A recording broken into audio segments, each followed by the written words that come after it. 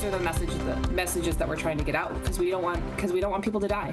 Tonight on DC News Now, the National Guard stepping up patrols as opioid overdoses spike in the district.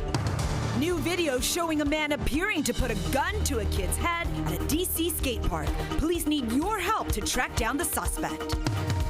We're tracking that heat and that humidity building in for the first half of the weekend. Sunday, though, we're tracking scattered showers and thunderstorms. More details and timing coming up. The Montgomery County mom accused of murdering her 2 children more than a decade ago in court. Why Catherine Hogel's trial could be delayed. You're watching the station covering all of the DMV. This is DC News Now. Hi, everyone. Thank you for joining us tonight for DC News Now at 9. I'm Chris Flanagan. And I'm Susan Tran. A major turnaround from the Justice Department in the Reflecting Pool investigation.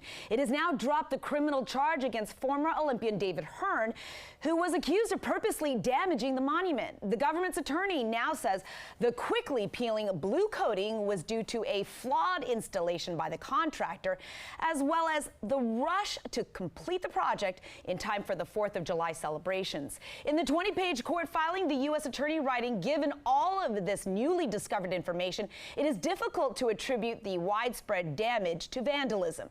And she went on to ask a judge to formally dismiss the case. At least 3 other people have been charged with removing pieces of the sealant from the reflecting pool. Well, developing tonight in Maryland, a teenager is in the hospital and another in custody after a shooting at Wheaton Mall. It happened around 6 p.m. Montgomery County police say the boy was shot in the leg and is expected to be okay. Officers arrested another teenager a short time later. Now to an alarming spike in the district. First responders are seeing a massive increase in overdoses this week. They've responded to roughly 50 people in the span of just 2 days. And now the National Guard is helping patrol a problem spot in Northeast. DC News Now's Daniel Hamburg joining us live near Starburst Plaza and the Hechinger Mall. And Daniel, how are officials trying to address these safety concerns out there? Susan and Chris, DC police established a drug-free zone for Starburst Plaza and the Hechinger Mall area starting on Wednesday to hopefully decrease these overdoses. It allows them to not allow people to loiter in this area. And now the National Guard is here helping in this effort. You can see those Humvees right there standing guard. Opioid overdoses continue to be a problem at Starburst Plaza in Northeast. I've seen them laying down on the street, so they out. I saw 2 the other day on that side of the street, 1 today here, and it kind of be like on a regular basis. This week, an alert went out at 5 p.m. Wednesday that 25 people had non-fatally overdosed in the previous 24 hours. And from Wednesday into Thursday at 9 a.m., another 23 people overdosed. There's potentially a bad batch going on. We have had a few of those over the past few weeks. Cindy Clay is executive director of HIPS, which provides harm reduction services, health care, and support for sex workers and people who use drugs. We've gone a long way in making sure that naloxone is available to people across the city. We've expanded, outreach services that happen to meet people who, haven't entered treatment. Friday, the National Guard did a sweep of the area with 5th District police officers. We're told some soldiers helped administer naloxone to reverse overdoses. Their presence is all right with me, somebody got to patrol. Might well be them. Clay says the overdoses aren't limited to this area, but happening across the district. We want to get the word out to people. You need to, if you're using, you need to use more carefully. You need to not use alone. You need to consider, not using. The drug-free zone in this area ends on Monday. The National Guard says they'll continue assisting DC police where they're needed most. We're live in Northeast. Daniel Hamburg, DC News Now. All right, Daniel, some good work from some first responders there. Thank you. We're now getting a look at the frightening armed robbery at a skate park in the district where witnesses are describing a suspect, as you can see here, pointing a gun at a child's head. Now, police releasing this video of the suspect from the Shaw neighborhood. Investigators say he stole $20 before taking off in a gray Lexus car. Nobody was hurt. Skaters there say the incident has really left a close-knit community on edge. A suspect was last seen wearing a black Orioles number 8 jersey and a black rimmed hat. Anyone with information is asked to contact DC police. There is a reward of up to $10,000 for information leading to an arrest and conviction. All new tonight, tours of the Kennedy Center for the Performing Arts are temporarily on hold. According to its website, the building will be closed Monday and Tuesday for maintenance. This announcement comes after a New York Times report where an employee said the center was placing a pause on public tours. It also comes days after another Times report where a longtime volunteer described the center as a black hole. According to the center's website, tours will resume on Wednesday.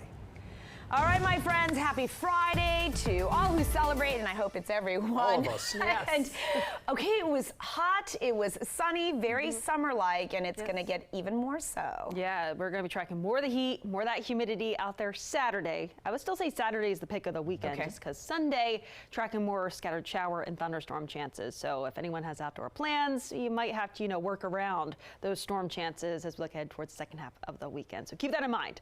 But out there right now, we are seeing those temperatures not too bad, 70s to low 80s at this point, so that's relatively warm. Now these dew points continue to rise at this point too, and these will only continue to keep climbing as we look ahead towards the weekend too. So get ready for more of that humidity out there, as we'll likely see these dew points in those upper 60s to right about 70 as we look ahead towards Saturday. Satellite and radar though out there right now, high pressure that provided us with those mainly clear skies today, but we'll slowly see increasing cloud cover through the day tomorrow. Then that low pressure system back out towards our west. Yes, that will be the reason why we do have a scattered shower and thunderstorm threat out there on Sunday.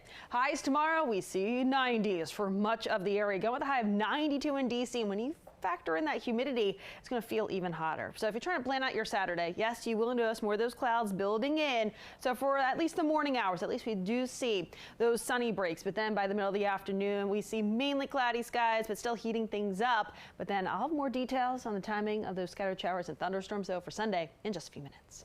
All right, Jackie, we'll see you then. Families in Maryland will not be able to cool off at a lake in Cunningham Falls State Park. The beach is closed because of a possible rabies outbreak. Wildlife officials are saying that a beaver bit a 13-year-old boy last Sunday that tested positive for rabies, and they're continuing to monitor that area to make sure that other animals are not rabid. The boy was swimming near North Beach of the lake and had to be flown to the hospital. Officials say that the rest of Cunningham Falls State Park remains open. Also in Maryland, community members rallying tonight against the expansion of a proposed ICE office in Hyattsville.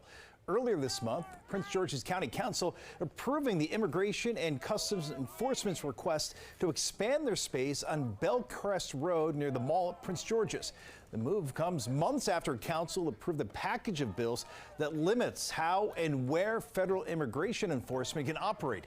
In February, lawmakers also pressed Homeland Security, asking for detailed information about the plans for the expansion and how the department would use the facility.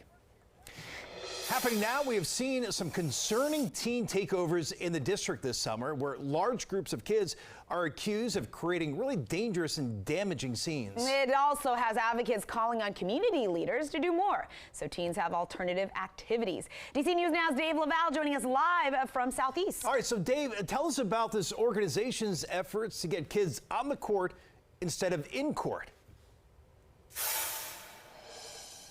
Well, you're exactly right, Chris and Susan. This is the third season of the Late Night Basketball League here at the Arc.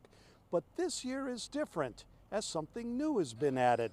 It's week 2 of the league, and for the first time, girls take the court as the league expands to give more children in Ward 8 a place to relax and have fun on a Friday night. Building Bridges Across the River started the program with just boys in 2024 after parents and others pushed for a safe place for their children to engage in late-night activities. But now high school girls have their own league in which to play, and coaches cannot be any more excited. It's been amazing. I will say the excitement around it, the chatter around it, the girls' enthusiasm, the participation, it has been monumental.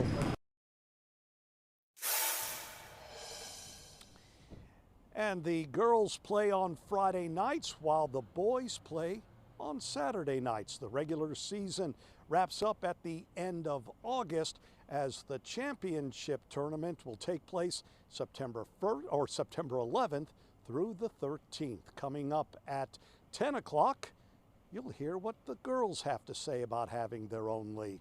We're live in Southeast. Dave Laval, DC News Now. All right, great way to keep kids busy this summer. Dave, thanks for that live report. Meanwhile, another way to bring kids and police together in D.C.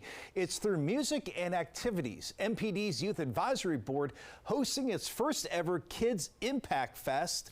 Look at that officer there. Got some moves. He gave children and families a chance to connect with community, with partners there, with officers, and also offering local resources. That event was created by a group of students who work with police leaders throughout the year to share their ideas and also help shape programs.